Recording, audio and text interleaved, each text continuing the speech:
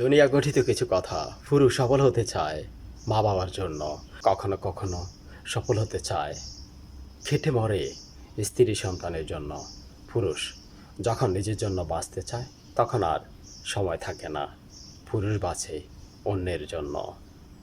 আপনি ইচ্ছে করলেই সবাইকে একসাথে সুখী রাখতে পারবেন না, খুশি রাখতে পারবেন না।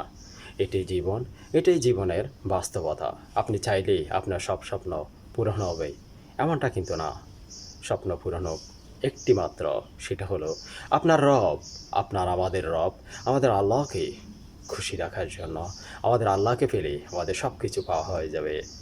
আপনি একজনকে খুশি করান, তিনি হলেন আমাদের রব, আমাদের আল্লাহ। সুতরাং এই পার্থিব জীবনে এমন কর্ম করুন যেন চিরস্থায়ী পরকালে আমরা ভালো থাকতে পারি, সুখে থাকতে পারি। অস্থায়ী দুনিয়াকে বিসর্জন দিন চিরস্থায়ী পরকালে সম্পদ অর্জনের জন্য।